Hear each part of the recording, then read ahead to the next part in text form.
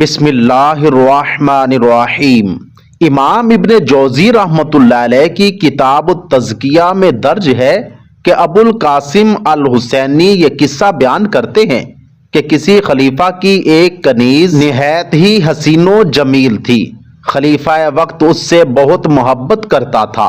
ایک مرتبہ خلیفہ کی محبوبہ کنیز نے انگڑائی لی اور اس نے اپنے ہاتھوں کو نیچے لانا چاہا تو باوجود کوشش کے ایسا نہ کر سکیں اور اس کے بازو اسی طرح کھلے ہی رہ گئے۔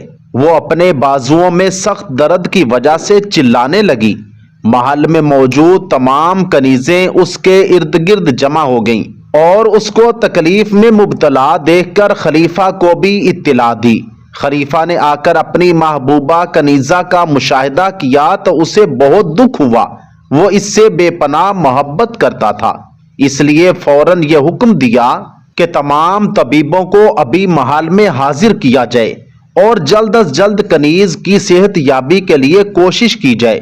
تمام طبیبوں نے اپنی مہارت اور تجربے پر ناز کرتے ہوئے اپنی اپنی دعاؤں کا استعمال کرایا، مگر کچھ فائدہ نہ ہوا اور اس لڑکی کو اس صورت میں کئی دن گزر گئے۔ خلیفہ وقت بھی بہت پریشان تھا۔ ایک روز اس نے اپنے شاہی طبیب کو اپنے پاس بلایا اور مشورہ کیا تو وہ عرض کرنے لگا، اے امیر المومنین، دوا نہیں بلکہ اس کے بجائے اس کے پاس کوئی اجنبی شخص پہنچے اور اس کی مالش کرے۔ خلیفہ اس کی بات سن کر غصے میں آ گیا اور کہنے لگا کہ تم نے یہ سوچا بھی کیسے کہ میری محبوبہ کنیز کو کوئی غیر مرد ہاتھ لگا سکے؟ اگر مالش ہی کروانی ہے تو کسی دوسری کنیز سے بھی کروائی جا سکتی ہے۔ اگر کوئی غیر مرد میری محبوبہ کے ننگے بدن کی مالش کرتا ہے تو میری کیا عزت باقی رہے گی؟ میں کیسے برداشت کر سکوں گا؟ طبیب نے عرض کی، یہ کسی کنیز کے بس کا کام نہیں ہے، اس کے لیے تو کوئی خاص تجربہ کار آدمی چاہیے، اور میں ایسے شخص کو جانتا ہوں جو اس کام میں کافی مہارت رکھتا ہے۔ آخرکار کچھ سوچ و بچار کے بعد خلیفہ اپنی کنیز کی صحت کی خاطر اس بات پر راضی ہو گیا اور کہا، یہ بات ہم تینوں کے درمیان ہی رہے گی۔ خلیفہ وقت نے اپنی کنیزوں سے کہہ کر اس محبوبہ کنیز کے کپڑے اتروا کر اس کو کمرے میں کھڑا کروا دیا۔ باہر موجود اس طبیب نے ایک شخص کو بلوایا جس نے اپنے چہرے کو کپڑے سے ڈھانپ رکھا تھا۔ اس شخص نے اپنی آستین میں سے تیل کی شیشی نکالی اور خلیفہ سے کہا، مجھے اندر کنیز کے پاس جانے کی اجازت دے دیجیے۔ خلیفہ نے اجازت دیتے ہوئے دل ہی دل میں نیت بھی کر لی کہ جب یہ شخص واپس آئے گا تو اسے قتل کروا دوں گا۔ جب وہ شخص کمرے میں اس کنیز کے پاس گیا تو وہ کنیز برہنہ طور پر کھڑی تھی۔ وہ شخص اس کے قریب ہوا، اس نے ایک ہاتھ میں مالش کے لیے تیل کی شیشی لی اور جب وہ دوسرے ہاتھ سے کنیز کے جسم کو چھونے کے لیے آگے بڑھا تو کنیز پر شدت کے ساتھ گھبراہٹ اور حیا کا غلبہ ہوا۔ اس نے فوراً اپنے ہاتھوں کو نیچے کر کے اپنے آپ کو پیچھے کر لیا۔ وہ ہاتھ جنہیں وہ حرکت نہیں دے پا رہی تھی، کسی غیر مرد کے پاس آنے کے خوف سے اس کا بدن گرم ہو گیا اور طبی حرارت کی وجہ سے وہ اپنے ہاتھوں کو اپنے جسم کی حفاظت کے لیے استعمال کرنے میں کامیاب رہی۔ جب کنیز نے اپنے جسم کو ہاتھ سے چھپا لیا تو اس شخص نے کہا کہ تم اپنے مرض سے شفا پا چکی ہو اور اب اپنے جسم کو ڈھانپ لیں۔ میرا کام مکمل ہوا۔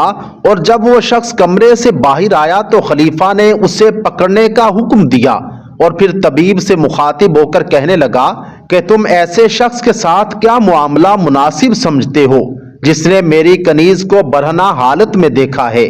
تو طبیب نے عرض کی، بادشاہ سلامت، ذرا ٹھہر جائیے۔ پھر وہ طبیب اس شخص کے پاس گیا جو تیل کی شیشی لے کر اس کنیز کے جسم کا مشاہدہ کرنے کے لیے گیا تھا۔ طبیب نے اس شخص کی داڑھی کھینچ لی جو مصنوعی نکلی۔ وہ داڑھی طبیب کے ہاتھ میں آ گئی اور جب چہرے سے کپڑا ہٹایا تو خلیفہ کی کوئی کنیز نکلی۔